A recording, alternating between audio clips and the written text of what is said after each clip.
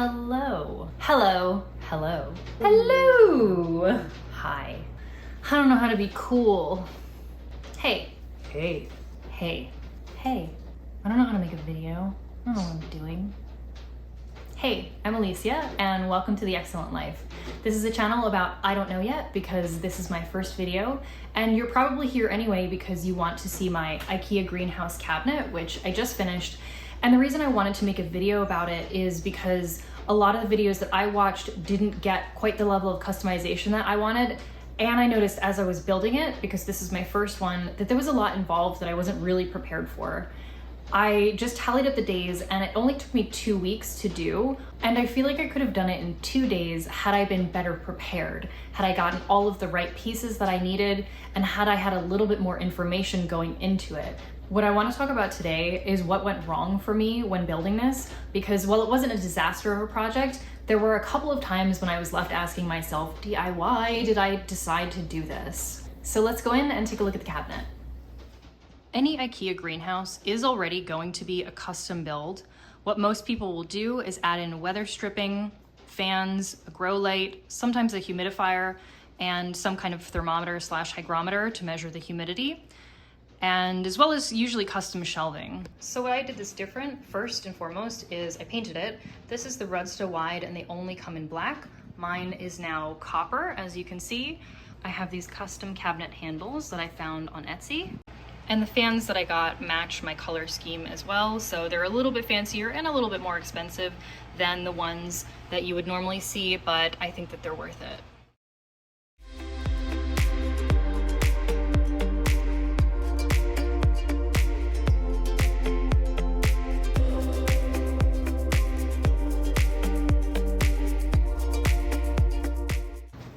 First things first, spray painting.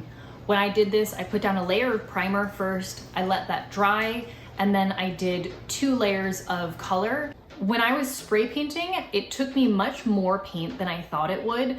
I used 1 can for the primer, and then I used 2 cans in order to get 2 coats of the color. One thing to keep in mind while you're spray painting is that it does mark up pretty easily. So even when I was going in and painting one side, flipping it over and painting the other, even though I had given things about 24 hours to dry, they were getting really quick imprints from the cardboard that I was using underneath. And as soon as I put a planter on top of the cabinet, it does leave a permanent mark. So that's something to be aware of if you are going to be painting your cabinet, that it is not going to look perfect afterwards. So my cabinet, although it's pretty new, already has a couple of scratches in it. The ones that are on top, I'm not too worried about, and the ones inside, I'm not too worried about because there will be plants, and there are already plants that are covering those scratches. But I have one on the front of the cabinet that I'm not crazy about, and I do want to go in and touch up. So I'm feeling a little bit bummed because I just brought all the pieces of the painted cabinet back into the house. And I think that some parts of it didn't dry really well enough and paint got messed up, so I might have to redo it. But I'm gonna put it together and see how much of it is showing first, and then decide whether and if I need to repaint, but most likely. I'm pretty sure that this side, which was just stuck to the cardboard, I thought it was dry when I flipped it over, but apparently not. I think that that is actually going to be showing, so I'd really like to cover that up and make it look nice and smooth like the other pieces.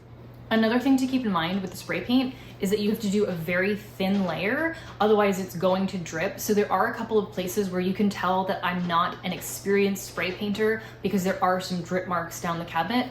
Thankfully, they're not too noticeable, and I'm not super picky about this either. I did want it to look nice, but I don't need it to look perfect.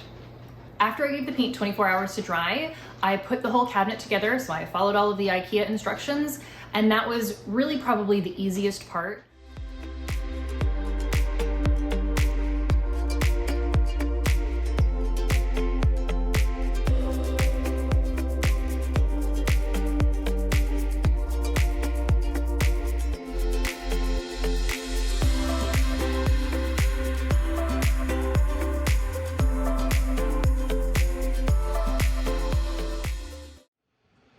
I was right, some of the ugliness will show, so back to the painting board. I don't have quite so much to do as I did yesterday, so that's gonna be nice. The other thing I realized is that since I don't have strong enough magnets, I'm not going to be able to assemble the whole thing today anyway. I didn't drill a hole in this. What I'm going to try to do is I'm going to try out my fan and my lights first and see if I can get it to work without the hole. I'm really hoping I don't have to drill one because I'm kind of afraid to. So cross your fingers for me and we'll see. If you're doing this and you get spray paint on the glass, I taped up really well all of the glass panels. However, there are still some spots where it came through. If this happens to you, I just use a regular nail polish remover to get it off and a little cotton circle. The nail polish that I use is even non-acetone, so I thought it wouldn't work, but it works just fine. It came off really easily. The wallpaper probably gave me the least trouble. However, it's still not perfect. So I had to do 3 different panels on the back because it has little separators so that you can put shelves in there.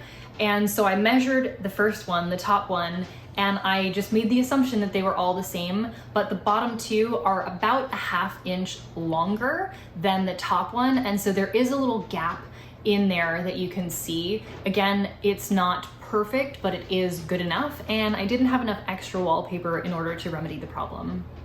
One of the reasons this project took me 2 weeks is because I had to wait a week for an extra Amazon order to come because the weather stripping, for one thing, was too thick, even though I got the one labeled small at Home Depot, and I had to find one that was a little bit thinner, and I also got one in white instead of black. The other issue that I had with the weather stripping was that so it was sticky on one side to stick to the metal, but then the other side was sticky also. So when I put it in between my doors, it ended up making it really difficult to open, and then also started to peel off the side that I wanted it to be stuck on. All right, so this is the cabinet so far. And I am now about to take it apart again so that I can drill some holes. This is the back of the cabinet, and I looked to see if I could make do with these little holes on either side, but I can't get a plug through, so still have to drill.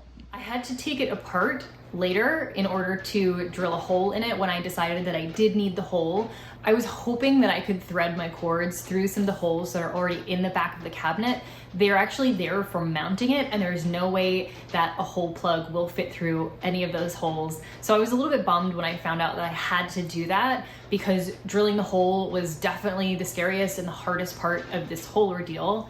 And this is the reason why I had to make one of the reasons why I had to make so many trips back to Home Depot. When it came time to drill a hole in this thing, I learned more about drills and drill parts than I ever thought I would know in my life. My safety goggles. I'm kind of nervous. Do you think I should put it down first or make it move and then go down? Probably just like this, huh?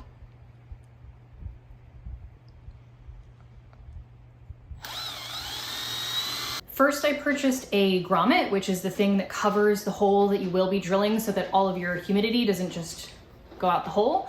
And then I had to purchase a actual hole, I think this is called a hole dozer, and then there's the arbor. So this is actually, I purchased a 2-in-1, but they do come separately as well. One thing that I didn't know, and this is one reason I had to go back and exchange the original pieces that I got, was that there are different diameters of whatever you call this that will fit into your drill. So when you're shopping for this, make sure that you get one that's going to fit your drill.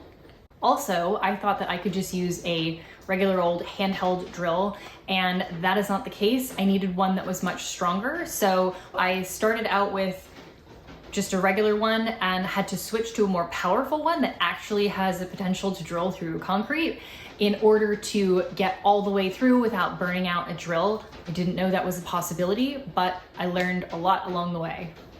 Take 2, the new drill, we're almost there.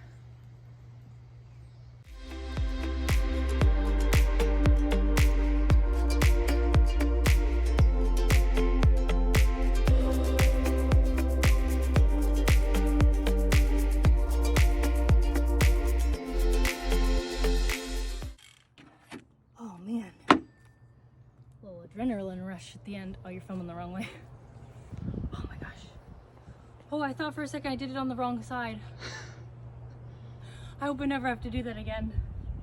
If I were to build another cabinet, which I probably will eventually, drilling that hole is going to be my least favorite part by far.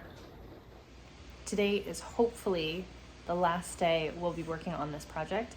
I just got my last Amazon order shipment in of magnetic shelves and magnets to hold up the grow lights. So this is the state of the cabinet right now.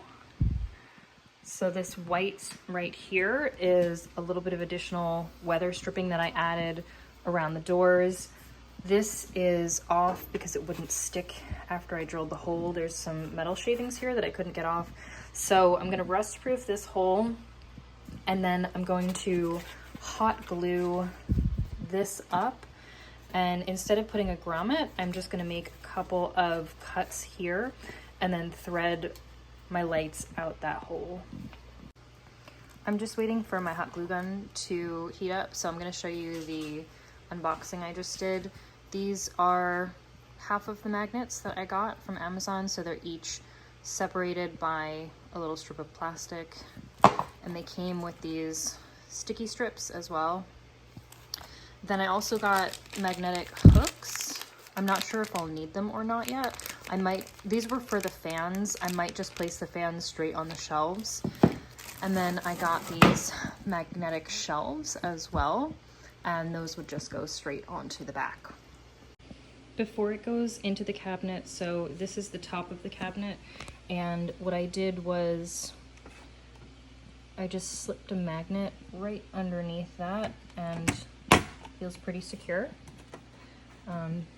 I used one of my hook magnets to hold these cords so that they won't be just drooping down. And these, let's see if I can get them off, just have a magnetic strip on the back. So I put 2 of those in there, and I hid my little thermometer, hygrometer under here. This has a magnet as well, and I might move that around, but I wanted to hide it for now. And then up here, I just cut a little X up here, so that'll act as my grommet. So I wanted to show the inside of this before I add this seedling mat. So what I've done down here is I used one of my hooks to hold up this fan that's going to be on the lower area. And so I'm going to have a fan, please focus. I'm going to have a fan here. I moved my humidifier hygrometer, and then I have 2 lights here. So I'm just using the glass shelf that came with this for now, and I would like to get an acrylic one that has holes, although now I'm thinking because I have a solid seedling mat that's going to be going on it, might as well just keep this one and use this setup. So I have a magnet underneath and a magnet on top that's helping to hold everything together. I was a little bit short, so I had to use some of the hook ones, and that is the bottom shelf. The top shelf, I've got 2 lights as well, and this fan I'm just going to be resting on the glass. So this top area here is going to be for my little things. I have an alocasia corm that is growing, and some baby things that'll go up here on the heat, and just a little bit closer to the lights. And then I have this larger area here that's going to be for bigger, more mature plants. I'm pretty sure we are fully up and running and we're ready for plants, so I can't wait to show you. Clearly the lights are on. So from bottom to top, we've got 2 lights there, 2 lights here. What I was doing just now is fussing with a timer that I got because we're gonna be going on vacation. So we do have this mess of wires back here that I'm gonna try to hide behind the cabinet. Some stuff will probably go on top, but we're gonna be having things on top of the cabinet anyway. So what I wanted to do now that we have the grand reveal is just talk about a couple of things that I would do differently and that I think you should be aware of if you're gonna try a setup like this. One is that this spray paint damages really easily. So I had a little pot on top here that marked. I had another pot that marked. This scratch I just put in it when I got a magnet stuck to it, and I tried to get the magnet up with a knife and it was really strong, so I ended up scratching that. I already scratched the front of it here. Another thing is that for this top stripping here, I would probably go even a little bit thinner because it's a tight squeeze getting that door shut, and I might even play around with taking that off. Another thing that I might do that has to do with the weather stripping is, let's see if I can even get the door shut with one hand. There's a crack right here that I think could do with another layer. So that's that. But, oh yeah, one more thing. This is the finishing touch of the cabinet.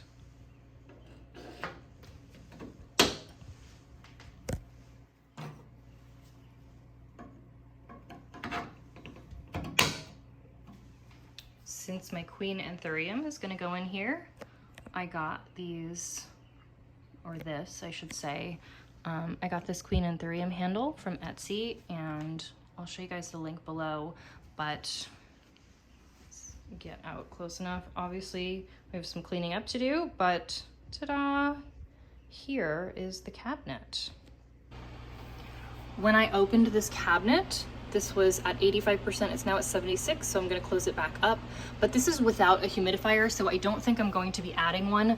My room's humidity stays at about 60% because I do use a room humidifier, and so I think we'll be fine without one, which is quite exciting. So here is the plant tour you've all been waiting for. We'll start top shelf. I have a little alocasia corm in here from my poly. In here, we have 3 white wizard babies, and they're already making these teensy, adorable half moon leaves. In back is an Anthurium vitarifolium, and this leaf is new.